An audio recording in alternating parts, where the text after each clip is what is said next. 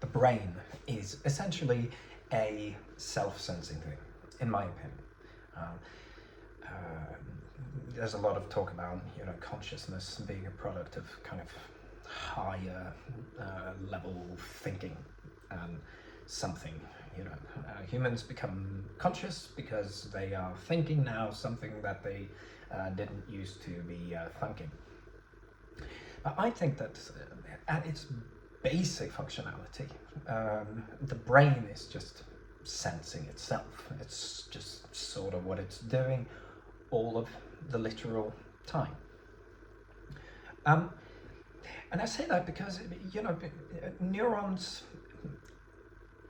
got started out simply as sensory cells.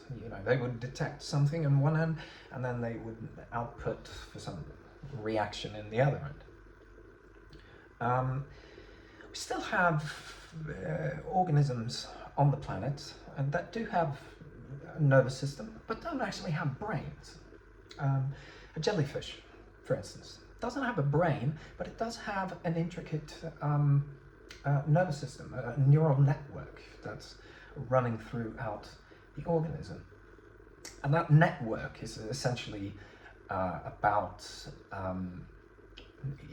some sensory input in one part of the organism being able to cause something, say on the opposite side of the organism or in some other part, rather than causing something to happen, straight under the location where something was detected.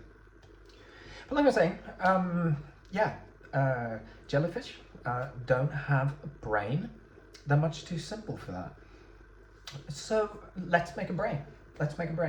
I'll start out not with a jellyfish. I'll start out with, maybe some kind of ball creature, like this orange that I found. And I'll just take a cross section of that ball creature and just kind of declare it as being something very, very simple, where it has, sensory system around its exterior, where touch in one location causes something else to contract or do something else. So if some kind of a threat touches me on this side, I will contract on the other side and start rolling away. But let's make a brain. Let me just tap this thing on the head really, really hard, and then assume that, like our brains, something that happens on one side of the body affects the nervous system on the other side. We're kind of cross-wired. So let's say I just tap this thing on the head really hard and I cause contraction on the other side, and my organism just kind of goes like that. And all of a sudden, because we had a little bit of an exaggerated overreaction, we've all of a sudden created this little space in the organism where the sensory system is essentially sensing the organism itself, and different things that maybe happens inside of this little loop that I've created causes other parts of that nervous system to react in different ways. And of course here I sort of already have a kind of rudimentary self, where you just have some self-sensing thing, where the nervous system has been sort of parted into two, where one part sensing the outside world, one part sensing the organism itself. Like I'm saying, all neurons are basically sensory cells.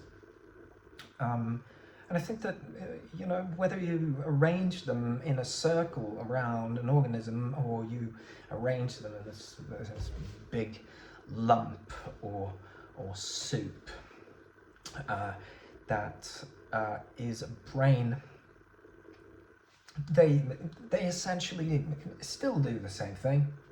I guess one of the ideas in neurology, if you want to study something in particular, you'll look at people with brain damage, or some other kind of illness, that removes, takes away one wheel on the carriage, and then you see what happens to discover what the wheel was doing in the first place.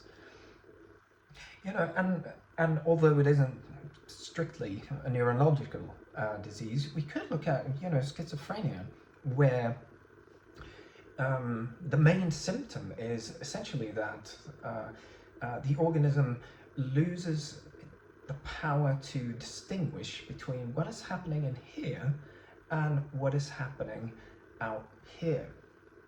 Because essentially, both the brain and the outside sensory system, they're still part of the same continuum. It's just that one kind of got inverted and the other one didn't. And if you and it is in humans possible to actually lose that distinction, and instead of remembering a cat, instead you'll just kind of see a cat in your vision. And like in the same way that I created this brain by tapping really hard on the top, I can still sort of do that. If I touch the top of my organism, I may cause my brain to start moving around a little bit. At the outset I had two thumbnails here kind of looking at each other, but I tapped the top of my organism here, and all of a sudden my brain starts moving around. The nail that was sensing the other nail all of a sudden is now dedicated to sensing this little patch of skin, and all of a sudden there's some kind of different input output kind of happening. I tapped on the top here, brain moved like this, we got some sensory thing going on here that causes the opposite side to do something, and then we have this same thing happening on the other side, but in a slightly different location, so that slightly different things are starting to happen on different sides of the body. One might be contracting while the other one is expanding, and then hey, something happens. Neurons do move around inside of the brain, and they do send signals to different locations, and they have the ability to receive input from different locations. It's not muscle tissue or anything, but they do move around. There you have it. The brain is a self-sensing thing. Leave a comment, like it if you want others to see it, and maybe catch you in the next video. Bye.